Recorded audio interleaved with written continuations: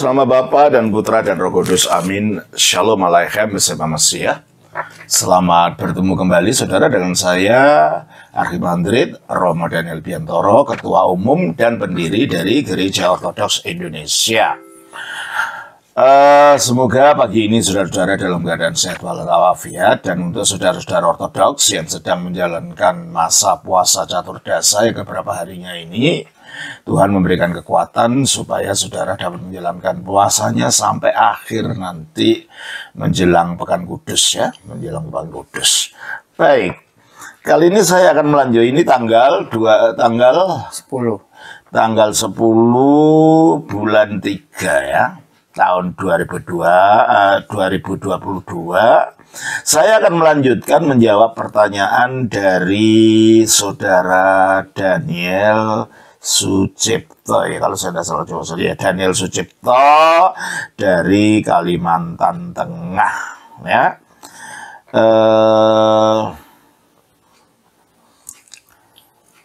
Ada beberapa pertanyaan sih kemarin sudah saya rekam, nanti tergantung kepada admin kapan mau diunggahnya, tapi ini saya mau lanjutkan menjawab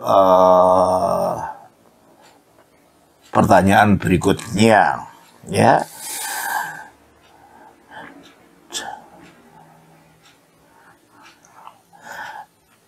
Dia bertanya,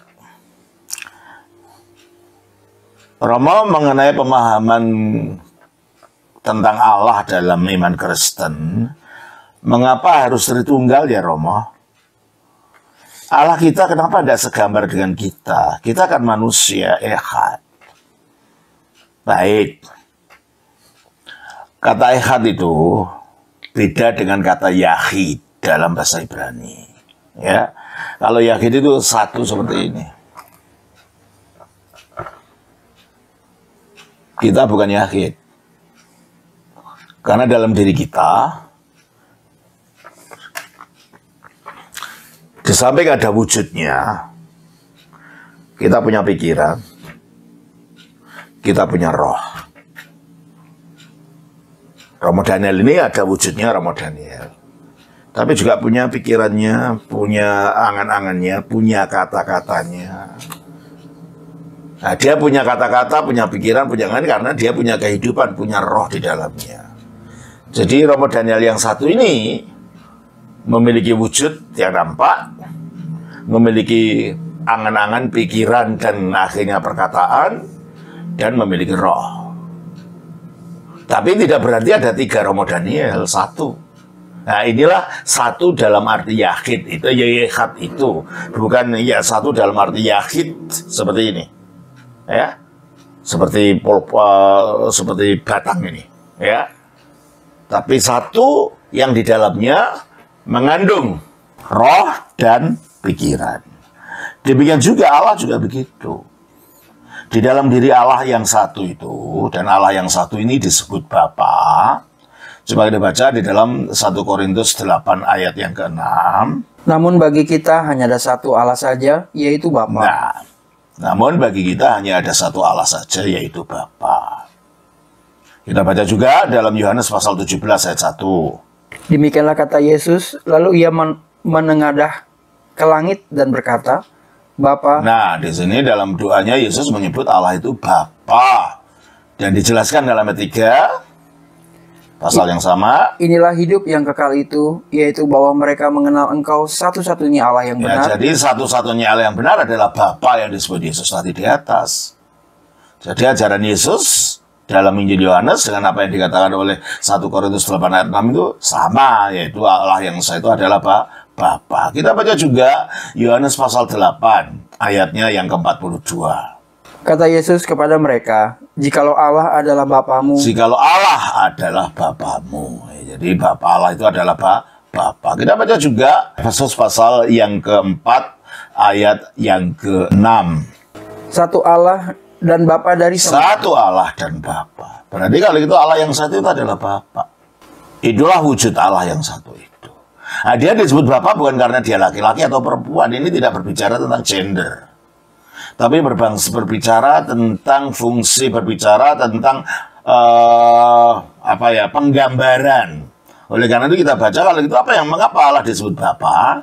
Kita baca dalam 1 Korintus 8 ayat 6. Namun bagi kita hanya ada satu Allah saja, yaitu Bapa, yang daripadanya berasal segala sesuatu.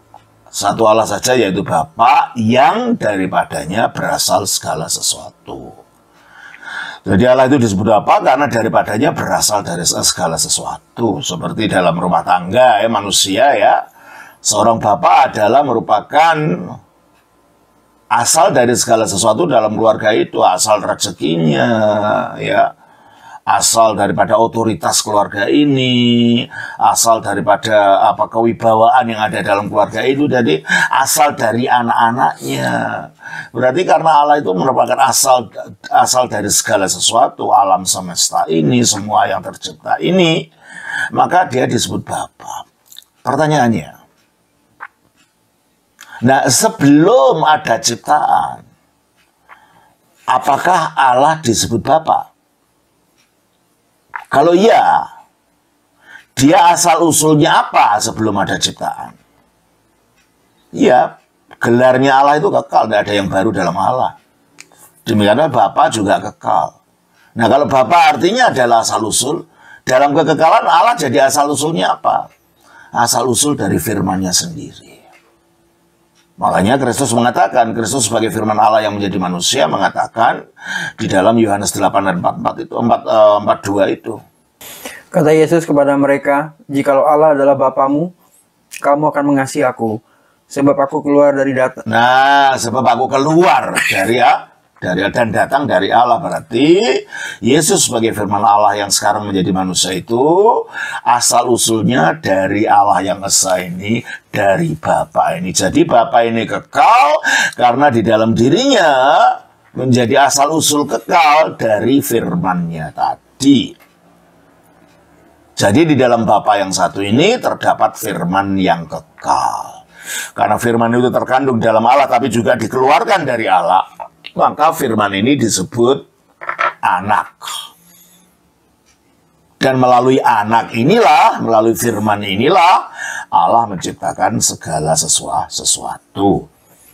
Coba kita baca dalam Ibrani pasal yang ke-1 ayat 2. Maka pada zaman akhir ini, Ia telah berbicara kepada kita dengan perantaran anaknya. Pada zaman akhir ini Allah telah Bapa ini berbicara kepada kita, kepada manusia dengan perantaran anaknya, yaitu firman-Nya yang telah menjadi manusia.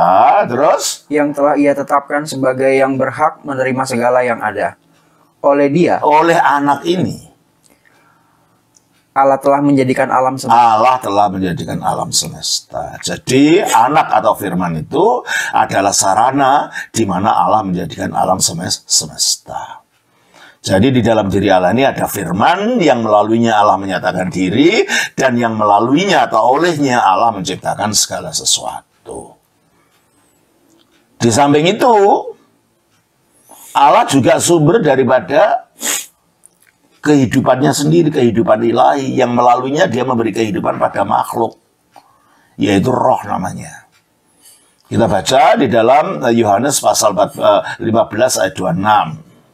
Jikalau penghibur yang akan kuutus dari Bapa datang, yaitu roh kebenaran. Roh kebenaran yang keluar dari Bapa. Nah, keluar dari Bapa. Kalau dia keluarnya dari Bapa, berarti asalnya juga dari Bapa. Berarti Bapa Allah ini adalah menjadi asal-usul kekal dari firman-Nya dan roh-Nya, maka dia disebut Bapa secara kekal pula. Nah, roh ini karena keluarnya dari Bapa, maka secara kekal beradanya juga di dalam Bapa, dalam Allah ini.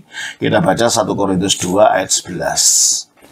Siapa gerangan di antara manusia yang tahu apa yang terdapat di dalam diri manusia selain roh manusia sendiri yang ada dalam dia? Nah, menurut ini roh manusia ada di dalam manusia. Terus?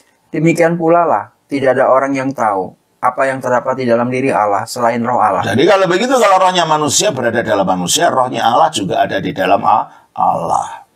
Jadi Allah yang esa, yang disebut Bapa ini, memiliki dalam dirinya firman-Nya yang kekal dan rohnya yang kekal. Keberadaan Allah yang esa yang memiliki roh dan firman inilah yang menyebabkan dia disebut Ehad dan bukan Yahid. Jelas ini ya? Selanjutnya,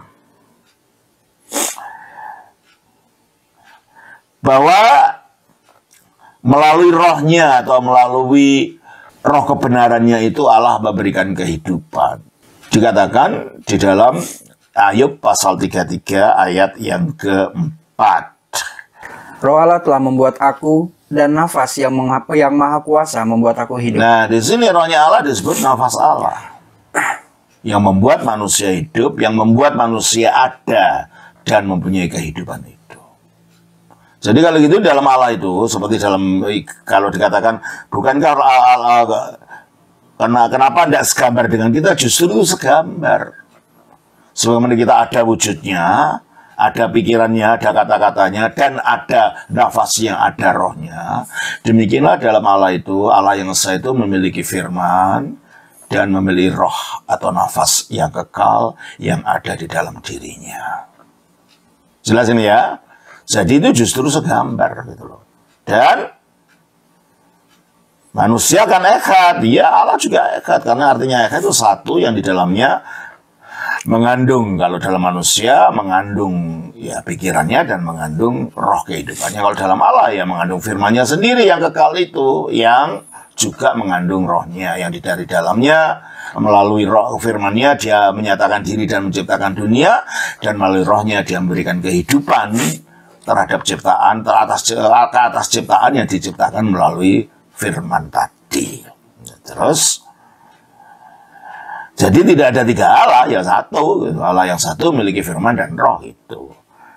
Terus saudara melanjutkan. Tapi beda Romo. Pikiran tidak bisa berkehendak sendiri. Kalau Yesus kan pikiran Allah Bapa yang bisa berbuat hal dengan apa yang Bapa kerjakan. Kebetulan Yesus taat, jadi seolah yang dikerjakan Yesus sama dengan yang dikerjakan Bapa. Makanya bedanya antara rohnya manusia, itu analogi saja, tidak bisa dikatakan persis sama antara Allah dan manusia. Karena Allah tidak bisa disamakan dengan apapun. Coba kita baca dalam 2 Samuel pasal 7 ayat 22. Sebab itu engkau besar, ya Tuhan Allah, sebab tidak ada yang sama seperti engkau. Tidak ada yang sama seperti engkau. Maka tidak bisa disamakan dengan manusia juga. Itu hanya analogi untuk membuat kita mengerti. Tapi apakah persis keadaannya seperti itu? Ya enggak juga. Itu hanya berbicara mengenai hubungan antara Allah dengan firman-Nya, Allah dengan rohnya yang ada di dalam dirinya. Gitu aja. Ya, jadi kalau dikatakan, ya beda, Romo, pikiran kita tidak bisa berkehendak sendiri, betul. Kristus pun tidak bisa berkehendak sendiri kalau dia tidak melihat yang dilakukan Bapa. Coba kita baca dalam Yohanes pasal 5 ayat 30. Aku tidak dapat berbuat apa-apa dari diriku sendiri. Iya tak? Aku tidak dapat berbuat apa-apa dari diriku sendiri. Terus? Aku menghakimi sesuai dengan apa yang aku dengar. Ya. Dan penghakimanku adil. Sebab ayat 19. Maka Yesus menjawab mereka katanya, Aku berkata kepadamu, sesungguhnya anak tidak dapat mengerjakan sesuatu dari dirinya sendiri. Dari dirinya sendiri, dari kehendak sendirinya, tidak tahu. Terus? Jikalau tidak ia melihat Bapa mengerjakannya. Sebab apa yang dikerjakan Bapa, itu juga yang dikerjakan anak. Kita, jadi sama kan? Karena anak itu firman. Firman seseorang tidak akan melakukan sesuatu tanpa kehendak orang itu. Demikiannya kata-kata kita seperti yang saudara katakan ini. Ya. Nah, tetapi mungkin pertanyaan saudara, kalau Yesus kan bisa mengerjakan sesuatu, kata-kata kita kan enggak. Nah, itulah sebabnya bedanya antara firman-Nya Allah dengan firman-Nya manusia. Firman-Nya Allah itu dan rohnya Allah itu punya hipostasis. Nah, coba lihat penjelasan saya tentang hipostasis kemarin. Nggak usah saya ulang kembali. Punya realita konkret sehingga dapat berbuat sesuatu yang seturut dengan kehendak Bapa, yang satu dengan kehendak Bapa. Sedangkan kata-kata dan roh kita tidak memiliki hipostasis. Kalau kata-kata kita hanya suara saja, roh kita hanya daya hidup, titik, cuma di situ, tidak punya hipostasis. Betul, jadi kalau kata-kata kita memang tidak bisa berbuat apa-apa.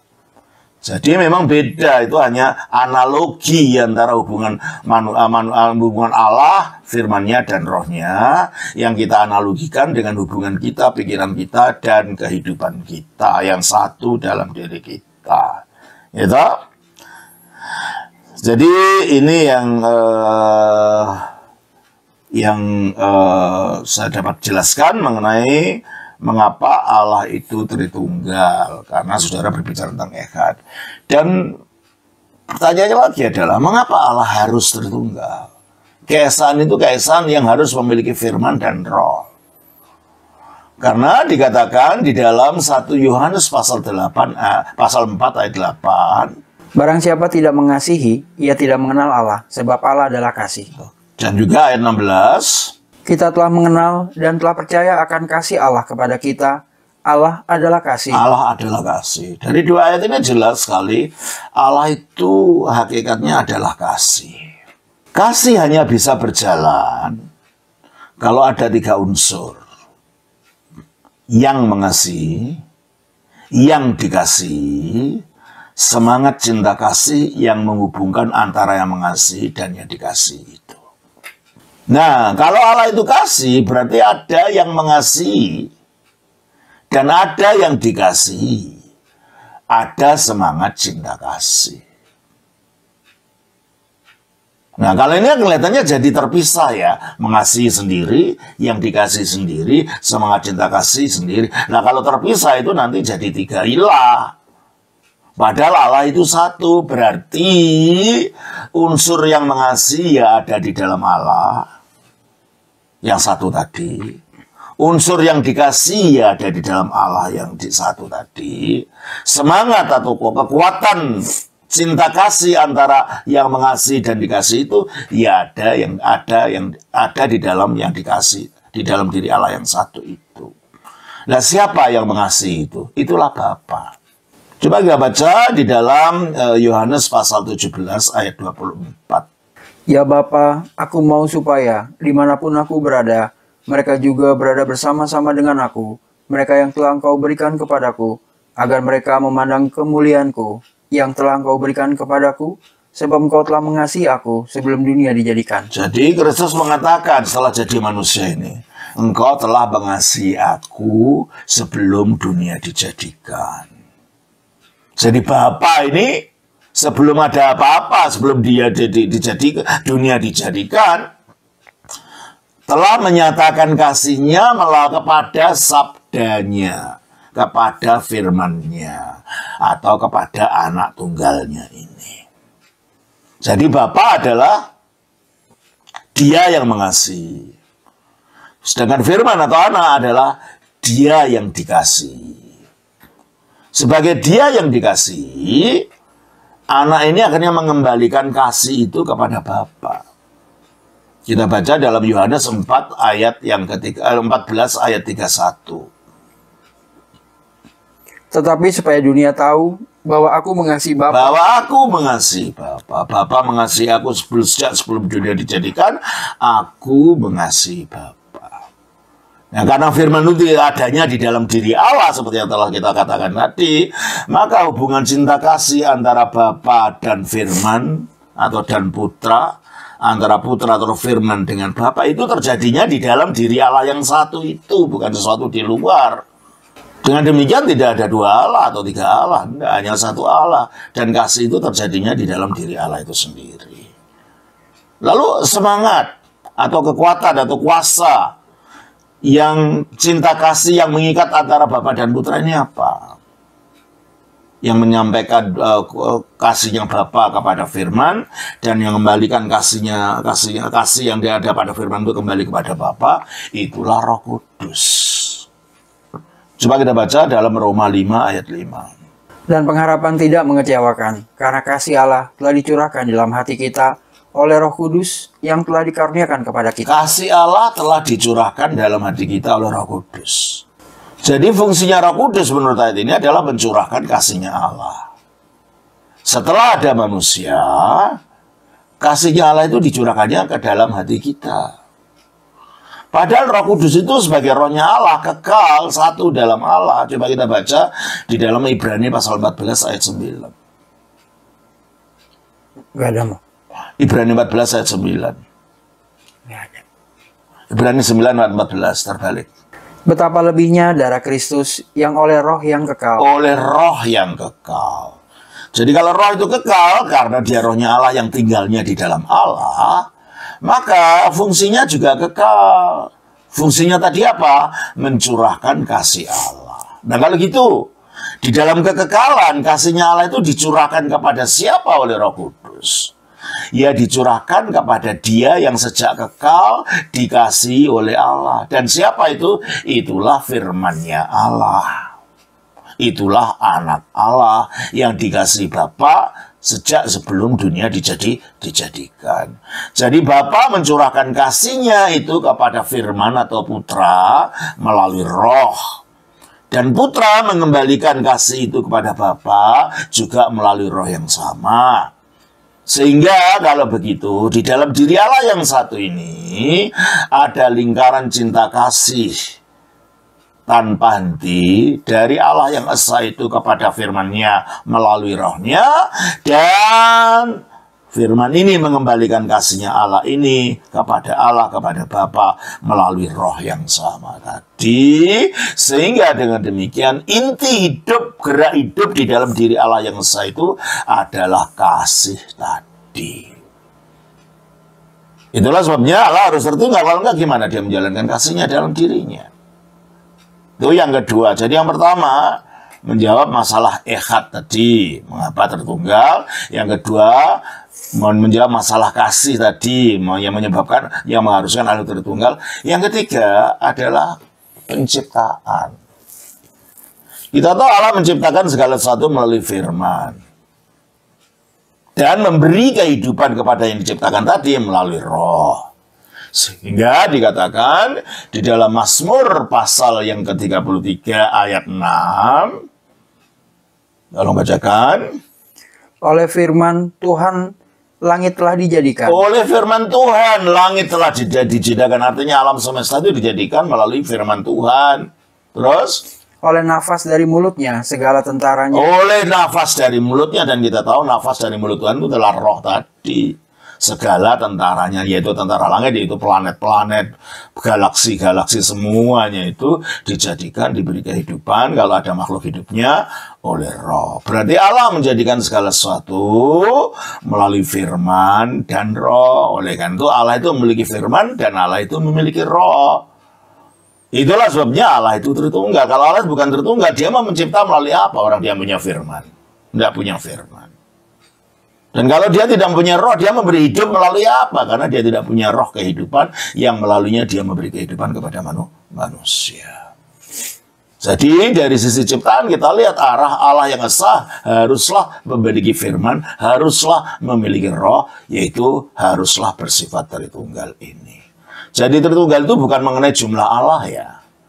Tritunggal itu adalah keadaan di dalam Allah yang esa itu, dia ternyata dia punya firman kekal dan punya roh yang kekal yang melaluinya dia menjadikan segala sesuatu. Juga Allah harus Tritunggal karena ini terkait dengan keselamatan. Keselamatan terjadi dengan Allah menyuruh atau mengutus firman-Nya turun ke bumi jadi manusia. Firman itu menjadi manusia. Yohanes 1 ayat 4. Lalu dia mengalahkan dosa, yaitu ketidaktaatan, melalui ketaatannya di atas salib. Filipi 2 ayat 8. Dia mengalahkan iblis yang membuat manusia itu berada dalam gunggungan kuasa kematian melalui kematiannya dan penguburannya di dalam Yohanes 2, di dalam Ibrani 2 ayat 14. Oleh kematiannya, dia mengalahkan penguasa alam kematian, yaitu iblis itu. Dan akhirnya dia mengalahkan kematian melalui kebangkitannya. Dengan bangkit dia mengalahkan kematian dan kematian tidak berkuasa lagi atas dia. Roma 6 ayat 9. Dan ini semua dilakukan dengan Allah mengirim firman-Nya atau anaknya yang tunggal. Jadi kalau di dalam Allah tidak ada firman yang disebut anak yang tunggal tadi, siapa yang diutus turun untuk menebus manusia? Nggak ada. Nah, setelah itu, firman yang jadi manusia membawa tubuh kemanusiaan yang telah bangkit itu dimuliakan di surga untuk menjadi model bagi kemuliaan yang akan kita terima nanti pada akhir zaman, di mana kita akan dibangkitkan menjadi mulia seperti Kristus. Nah, efek daripada karya penebusannya ini disalurkan kepada kita melalui Roh Kudus yang dicurahkan sesudah Kristus naik ke surga, duduk di sebelah kanan Allah pada hari Pentakosta. Coba kita baca di dalam Kisah Rasul pasal 2 ayat 33-34. Dan sesudah ia ditinggikan oleh tangan kanan Allah, Sesudah Kristus naik duduk di sebelah kanan Allah, maksudnya dan menerima Roh Kudus lalu menerima Roh Kudus. Roh Kudus yang apa? yang dijanjikan. Yang dijanjikan kapan? Pada waktu dia hidup. Di dalam Yohanes 14, 15, 16 itu ada janji-janji tentang Roh Kudus yang akan diturunkan. Dia menerima Roh Kudus yang janjikan itu, lalu maka dicurahkannya pada manusia. Jadi dampak dari penebusan Kristus itu disalurkannya kepada manusia sehingga menjadi miliknya manusia yang beriman, maksudnya adalah melalui Roh Kudus. Jadi kalau Roh Kudus tidak ada dalam Allah, firman juga tidak ada dalam Allah, bagaimana keselamatan bisa terjadi? Jadi itulah alasannya mengapa Allah itu harus tertunggal, bukan dalam arti bahwa ada tiga yang dirangkai jadi satu Allah, bukan. Tertunggal dalam pengertian Allah yang satu itu sejak kekal punya firman dan roh. Oleh karena itu kesatuannya disebut ehad tadi. Jelas ya? Ya, saya kira itu dulu saudara mengenai pertanyaan yang saudara ajukan mengenai mengapa Allah itu tertunggal. Oke? Kita akan lanjutkan nanti menjawab pertanyaan saudara yang berikutnya. Tuhan berkati. Jangan lupa untuk share kepada teman-teman saudara yang lain. Dan kalau saudara merasa terberkati dengan pelajaran-pelajaran yang ada di YouTube saya ini, yang jumlahnya sudah lebih dari 700 video, saudara bisa membantu dengan mengirimkan persembahan pada alamat bank yang ada di bawah ini, yang ada tercantum di situ. Dan kalau saudara ingin ikut ambil bagian di dalam pelajaran-pelajaran selanjutnya, saudara tolong hubungi Romo Yakobus yang teleponnya ada di situ. Atau saudara ingin berkunjung ke komunitas-komunitas ortodoks yang ada di mana-mana, saudara bisa melihat nanti pada akhir daripada video ini. Nanti ada daftarnya di sana. Kalau ada orang-orang yang mengajak untuk ke gereja ini dan itu, ortodoks ini dan itu, tapi namanya dan alamatnya tidak ada di dalam daftar ini, itu bukan orang kami dan tidak ada kaitannya dengan kami, abaikan saja permintaan mereka. Terima kasih. Tuhan berkati. Atas nama Bapa, Putra, Roh Kudus. Amin.